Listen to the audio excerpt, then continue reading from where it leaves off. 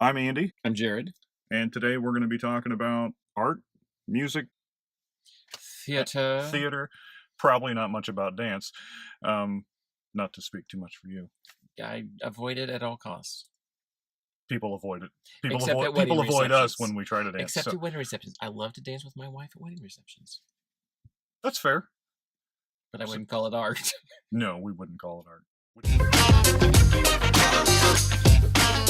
So we recently wrapped production on a play by Stephen Temperley at Richmond Civic Theater, Souvenir, a fantasia on the life of Florence Foster Jenkins, and you were in the role of Cosme McMoon.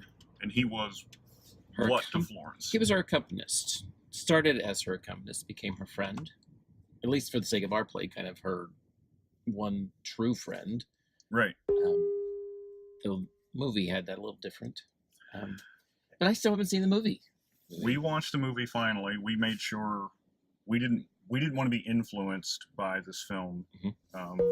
Although with people like Meryl Streep and Simon Helberg and Hugh Grant, I was expecting it to be a nice movie, but it's a completely different take on a real person, on two real people. So I've heard that. The movie focused a lot more on the relationship between Florence and her significant other, in that case, in the film's case, Hugh Grant. But the play is more about the exchange between Florence and Cosme. Right. Which is how we kind of interpreted that. So, with you not having seen the film yet, what was your overall take on how the show went, with the direction that the show went in? I mean, the artistic direction and how what the end result was. I thoroughly enjoyed it. I think it would have been easy to overplay it, meaning there were funny elements, but you still kind of played it straight, which made the funny moments more real. I think there are dramatic, tense moments, which you still have to kind of play it straight so that it doesn't come across humorously. In fact, our school day audience, there's a line about nervous laughter, and we did a show specifically for high school and college age students, and when we got to that scene, they were laughing. I don't think they knew what to expect or how to take that or how to process that. It's a neat point you bring up, because after we had worked on the show for around 8 or 9 weeks, what we thought was the pivotal emotional scene of the show, that we were expecting crickets, which we got from the grown-ups, from the regular audiences, but the students, it made me as an adult, as a parent, it made me uncomfortable to hear so much laughter in what was a horrible fight scene, emotionally a fight scene. But it speaks to not having a lot of life experience yet, I suppose, when they're 15, 16, 17. Maybe. They process things differently. That's true. They do. And honestly, we weren't sure how, going into it, because originally it wasn't planned to do a student show. Right. We're going to do our regular, Richmond Civic Theater crowd, and thought, no, this could be a benefit to, history students or music students or art students in general. And so we added that, but still didn't really know what to expect, if we'd have a turnout at all.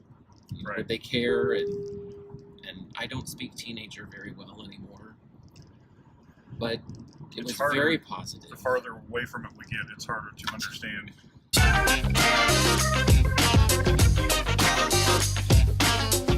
Do you think it's important to or not to have a way to define your art as being successful or a failure? I mean, how do you view that?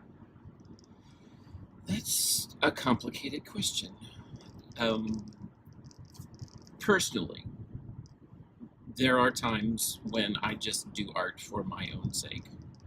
And if somebody else likes it, cool. And if they don't, or they don't get it, or they don't care, okay, I didn't do it for you. Then there are times when I do it for a given audience, such as this one. I mean, we know who our CT demographics are, I think, sure, generally speaking. And I think this was a great choice of a play for them, full of heart, not a lot of controversial elements that may be offensive to some. Sure. Or language that was offensive, for that matter. It was a very clean show. Content, it was a solid story and fun. And so in that regard, I think our audiences responded very well to it. Even after the show was over, still getting messages of regret we didn't make it, because we're continuing to hear how good it was. Which is almost 2 months later. Yeah. Right. Which is a great accolade, though you kind of want to say, hello, you had to buy a ticket. Which is a wonderful compliment in a town of less than 40,000. Right. For what is maybe more of an artsy show than, say, Oklahoma. Right. Or, well, there's less renown to it. The fact that it, sure. Every time you say a play with music, people think it's a musical, but it wasn't. It was a play. It was a straight play, but it was about musicians, and so music was included in that. But that can be a concept that's kind of hard to explain or grasp. Back to your question about how you measure success. A lot of great composers were recognized posthumously. I'm sorry. Sure. With regret, we didn't recognize you till you were dead. It's hard to know how to count it success. I think as a creative, to create and be happy with it, no matter the result, for me, works. So what kind of influences did you have growing up for you to have chosen music as, well, technically as your vocation? Sure. Well, I started taking piano lessons because my brother took piano lessons, and at that age I wanted to be like him. I no longer want to be like him. He's odd.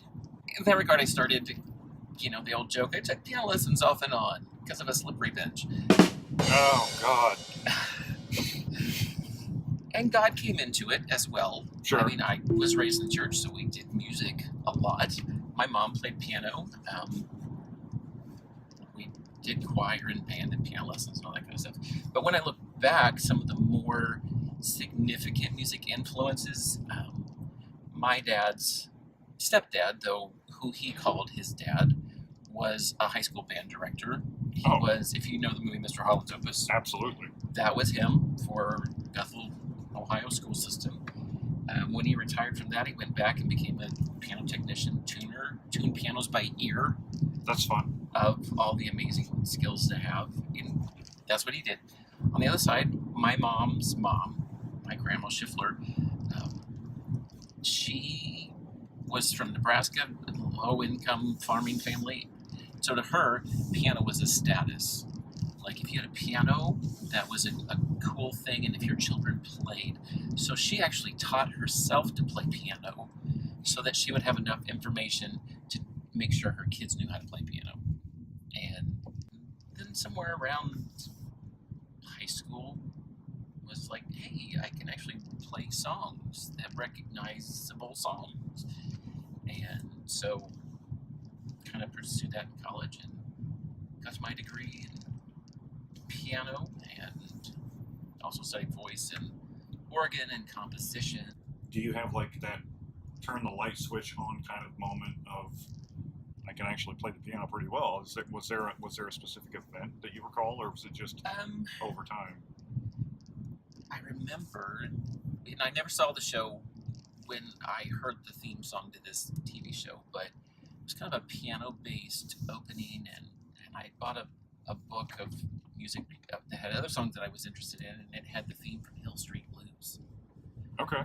Which is just this great bluesy, simple piano kind of intro, and so I just busted my hump to get that. It's like 4 measures before it goes into the band playing part of it, but sure, that piano opening struck me. My brother was in college, and he was traveling with a music group representing the school. It was like maybe 8 singers, and they kind of sang backup for each other, so a little more solo approach. But this one duet, I think the word is enamored. Sure. I just absolutely was sucked into that song. still to this day one of my favorite songs. And I was like, this is it. I want to do music. I don't even know what that means, but I want to do music. Okay.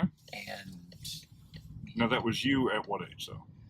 I was probably a freshman or sophomore In high school. Okay. But they were college age. They were college age. Right. I mean, to say, I want to do this for the rest of my life, not just recreationally.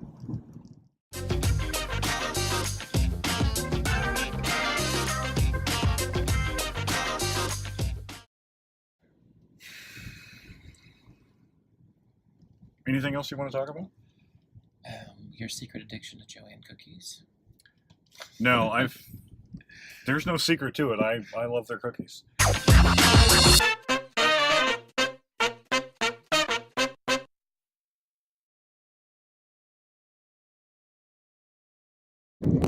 I'm just rambling at this point. It's all good. I'm not making any real clear point there. I'm just Well, a bunch of artistic mumbo jumbo.